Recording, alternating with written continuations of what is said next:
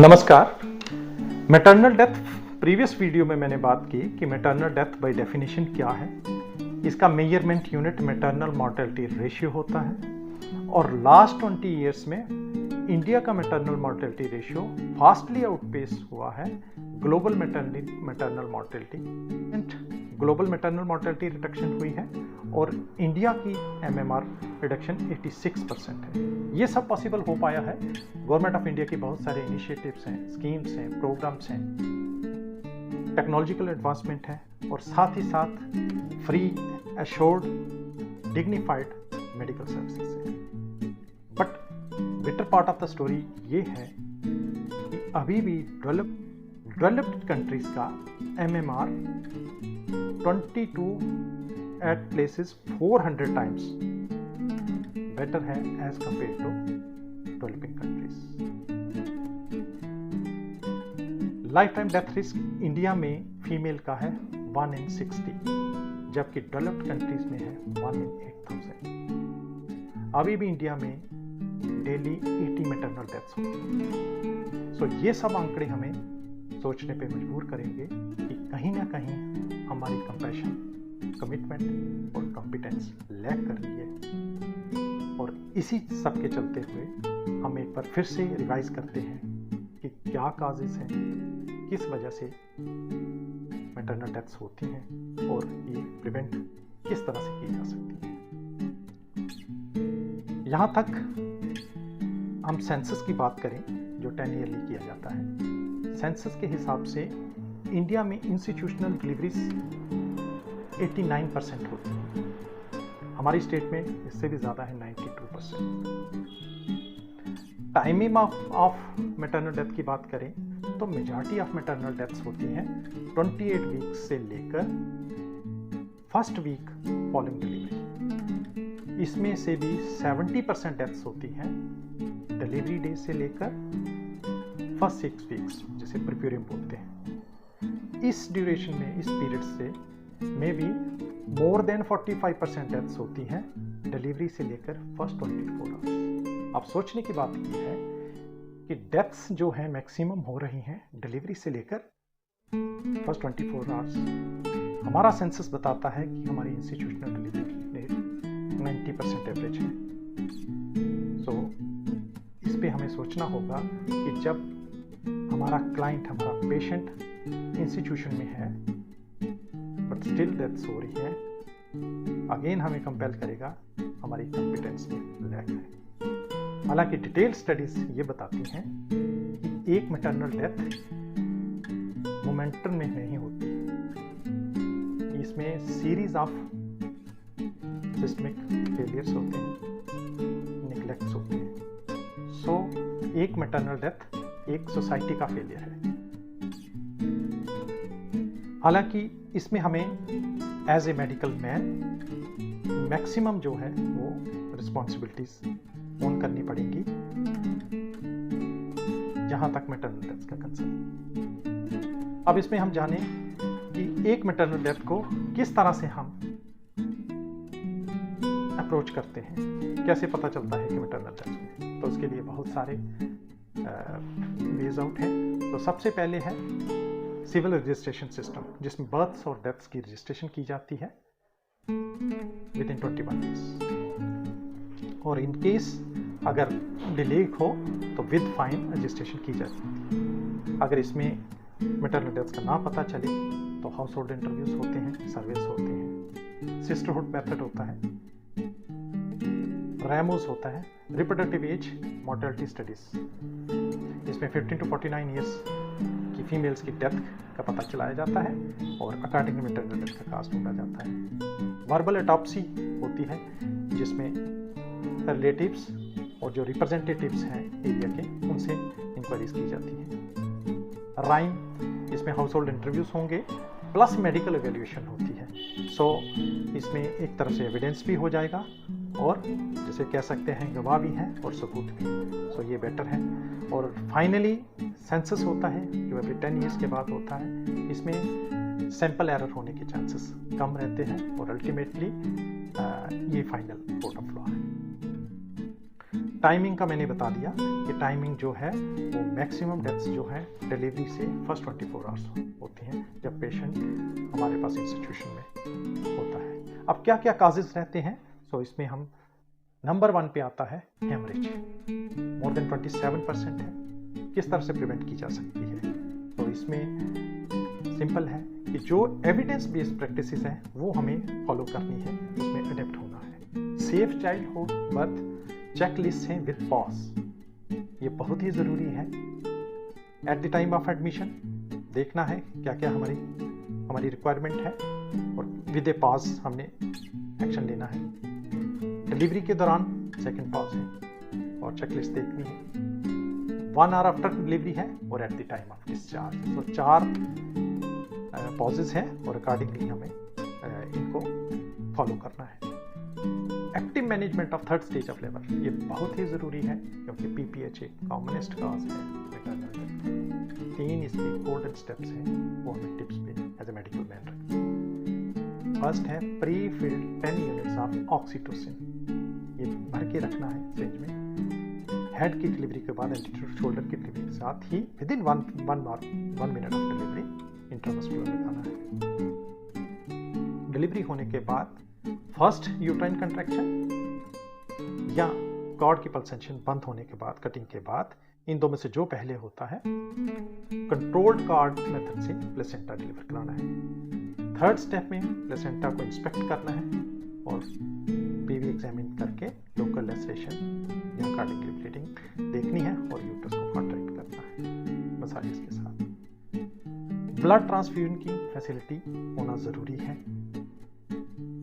कोई भी ऐसी प्रैक्टिस जो अनइंडिकेटेड है वो फॉलो नहीं करनी है। ये भी एक पीपीएच का कॉमन काज देखा गया है। जैसे फंडल प्रेशर दिया जाता है, repeated rhyming of the vulva की जाती है, पोकिंग ऑफ फिंगर्स की जाती है, डिवाइटलाइट टिश्यू होता है और उसमें ब्लीड करने के चांसेस रहते हैं। डिलीवरी ऑफ द हेड जब विजाइनल डिलीवरी की जाती है, सपोर्ट के साथ वल्वल सपोर्ट बहुत ज़रूरी है। प्रीवियस स्टडीज के हिसाब में ऑल प्राइमीज में एपिज़ोडमी वो अभी इंडिकेटेड नहीं है, वो एज पर द नीड ही एपिज़ोडमी करनी है। अनइंडिकेटेड ऑगमेंटेशन ऑफ लेबर नहीं करनी है। तो ये सब स्टेप्स हैं जिसमें हम हेमरेज को अवॉइड कर सकते हैं। नंबर 2 पे आता है सेप्सिस, इन्फेक्शंस, ये 12% से ज़्यादा इसका शेयर है। इसके लिए सबसे ज़रूरी है हैंड हाइजीन, वॉशिंग जो है वो सभी को पता होनी चाहिए हैंड वॉशिंग किस तरह से की जाती है। 6 क्लीन समिक जो WHO के हैं वो कभी नहीं भूलने हैं, जिसमें है clean perineum, clean surface, clean hands, clean cutting material, clean tying material और क्लीन क्लैंप, कॉर्ड। अगर किसी भी तरह से हमें साइन या सिम्टम ऑफ इन्फेक्शन लगे तो एंटीबायोटिक्स देनी है जो कॉमन है। जैसे फीवर होता है 100.5 डे equivalent to 38 degree centigrade, uterus में टेंडरनेस आती है, पेन होती है, फाउल स्पेलिंग डिस्चार्ज होता है, प्रोलॉन्ग रप्चर ऑफ मेम्ब्रेन्स है, जैसे 12 घंटे से ज़्यादा मेम्ब्रेन्स रप्चर होते हैं विदाउट लेबर पेन। अगर लेबर पेन्स आती हैं तो 18 घंटे के बाद एंटीबायोटिक स्टार्ट कर देनी है। Pre term premature rupture of membrane है तो एंटीबायोटिक्स देनी है। प्रोलॉन्ग लेबर है मोर देन 24 आवर्स तो एंटीबायोटिक्स देनी है। ऑब्स्ट्रक्टिव लेबर है तो एंटीबायोटिक्स देनी है। प्रोफिलैक्टिक एंटीबायोटिक्स सजेरियन में देनी है। कस्टमरी हम 1 gram of ceftriaxone 30 minutes to 1 hour before cutting of the cord ये देना चाहिए, IV injection. Manual removal of placenta अगर कर रहे हैं, जो कोई और प्रोसीजर कर रहे हैं तो भी प्रोफिलैक्टिक हमें एंटीबायोटिक्स देनी है। इसके बाद नंबर 3 पे आता है हाइपरटेंशन। तो by definition 140/90 degree millimetres of mercury, 2 readings 4 hours part. अगर ये हाइपरटेंशन है, ये डेफिनेशन है। अगर ये 20 वीक्स ऑफ प्रेगनेंसी के बाद होता है तो ये प्रेगनेंसी इंड्यूस्ड हाइपरटेंशन है, और अगर इससे पहले है तो हम इसे क्रोनिक हाइपरटेंशन बोलेंगे। 140/90 बीपी के साथ अगर प्रोटीन 1+ या 2+ है तो ये प्री क्लम्सिया है, और अगर 160/110 बीपी है प्लस प्रोटीन +3 +4 है तो ये स्वीयर प्रीक्लम्सिया है। इसके लिए ज़रूरी है कि हर एंटीनेटल विजिट में बीपी रिकॉर्डिंग मैंडेटरी करनी है, urine for protein by district देखना है, और इसके लिए ये इमीडिएटली प्रोटीन जो है वो रीड करना है, जबकि ग्लूकोज जब हम देखते हैं इसको आफ्टर 30 सेकेंड्स देखना चाहिए। हाइपरटेंशन में अगर प्रीक्लम्सिया है या एक्लम्सिया है तो मैग्नीशियम सल्फेट को किसी भी तरह से हमें इंजेक्ट करने में हिचकिचाना नहीं है। मैंडेटरी है हर हेल्थ वर्कर को नॉन रेफरल यूनिट से जब पेशेंट को रेफर करना है प्रीक्लम्सिया या एक्लम्सिया के केस में तो 10 gram 5 gram in each vertex intramuscular sulph लगाना है, क्योंकि इसकी कॉम्प्लिकेशंस और टॉक्सिसिटी रेट बहुत कम है और आप एक लाइफ सेव कर सकते हो। इसके बाद नेक्स्ट है कि हमें जो वार्निंग सिग्नल्स हैं PAH के वो हमें पता होने चाहिए, जैसे हेडेक है, ब्लड विजन है, ऑलिग्यूरिया यूरिन कम आए, अगर एपिगैस्ट्रिक पेट के ऊपरी हिस्से में अगर पेन हो रही है तो ये भी एक वार्निंग सिग्नल है कि सीवियर हाइपरटेंशन PAH या प्रीक्लम्सिया तो नहीं होने जा रहा। अब नॉर्मल वेट गेन जैसे 10 to 11 kg प्रेगनेंसी में टोटल वेट गेन होता है, लेकिन अगर एक वीक में 5 पाउंड से ज़्यादा अगर वेट गेन होता है तो ये नॉर्मल वेट गेन है।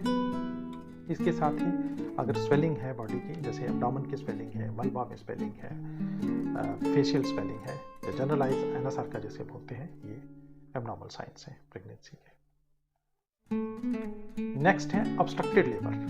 तो ऑब्स्ट्रक्टेड लेबर बाय डेफिनेशन है despite good uterine contractions progressive descent is delayed. So यहाँ पे पावर वाला फैक्टर ठीक है, पैसेज या पैसेंजर में दिक्कत है। सो इसके लिए बहुत ज़रूरी है कि जो लेबर है उससे हमें उसके लिए पार्टोग्राम जो है वो मेंटेन करके रखना है।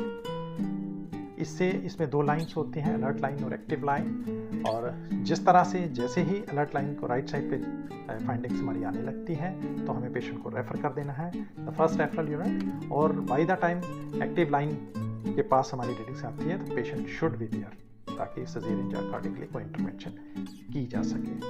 तो सेकेंडली ऑब्स्ट्रक्टिव लेबर का यही है कि हम एंटीबायोटिक्स देते हैं, प्लस इसमें जो सिजेरियन जो है अकॉर्डिंगली प्लान किया जाता है। अबॉर्शंस 8% चांसेस चंक है इसका केसेस में, और WHO के हिसाब से हर 10 अनइंटेंडेड प्रेगनेंसी में से 6 इंड्यूस्ड अबॉर्शंस होते हैं, और डेवलप्ड कंट्रीज में सिर्फ 3% इंड्यूस्ड अबॉर्शन होते हैं, जबकि डेवलपिंग कंट्रीज में 97% इंड्यूस्ड। 45% ये जो इंड्यूस्ड अबॉर्शंस हैं ये अनसेफ है। सो अनसेफ अबॉर्शन की डेफिनेशन है अनरजिस्टर्ड है जो करने वाला, या अबॉर्शन ऐसी जगह पे हो रहा है जो मिनिमम पॉसिबल मेडिकल स्टैंडर्ड्स को नहीं फॉलो करते, या दोनों ही हैं, person is unregistered and the place is unregistered. So किस तरह से प्रिवेंट कर सकते हैं? सो इसके लिए सबसे पहले सेक्सुअल एजुकेशन होनी चाहिए, स्पेशली वल्नरेबल ग्रुप्स जैसे एडोलेसेंट्स को। कंट्रासेप्टिव सर्विस अवेलेबल होनी चाहिए। नंबर 2 नंबर 3 पे है safe and legal abortion services होनी चाहिए, जो कि गवर्नमेंट ऑफ इंडिया ने हर सेंटर पे अवेलेबल करवाई है। और finally post abortion care services भी बहुत ज़रूरी है to deal with the untold complications of abortions. इसके साथ ही एक जो पार्ट रहता है, मोर देन 30% जो काज ऑफ मैटरनल डेथ है वो है अदर काजेज और द इंडायरेक्ट काजेज, जैसे जिसमें अनीमिया नंबर 1 पे आता है, हार्ट डिजीज है, एसोसिएटेड डिजीजेस हैं, मैलिग्नेंसी है, और ये सब काजेज जो है ये भी अकॉर्डिंगली डील किए जाते हैं। डिटेल्ड उसके लिए of course detailed examination, investigations और referral to the specialist concern. अब इतना सब होने के बावजूद ये सारा मेरा इस वीडियो को बनाने का यही पर्पस था कि ये सब काजेस हम लोग जानते हैं, गवर्नमेंट ऑफ इंडिया की तरफ से किसी भी तरह की कोई कमी नहीं है, स्कीम्स अवेलेबल हैं, प्रोजेक्ट्स अवेलेबल हैं, सिर्फ कहीं ना कहीं अवेयरनेस की प्रॉब्लम है, क्योंकि जैसे मैंने पहले वीडियो में भी बताया कि मैटरनल डेथ को 3 काजेज इसके जो ब्रॉडली देखी गई है आफ्टर डिटेल स्टडीज। पहले है कि पेशेंट के लेवल पे decision making to move to the hospital, दूसरा है कि मूव करते करते ट्रांसपोर्टेशन में प्रॉब्लम, और तीसरा है कि फैसिलिटी में पहुंचने के बाद ट्रीटमेंट की इनिशिएशन में प्रॉब्लम। सो ये सब चीज़ें हम अगर जानते हैं तो फिर हमारी कॉम्पिटेंस, कंपैशन और कमिटमेंट कहाँ है, ये हम सबको सोचना पड़ेगा। Thank you.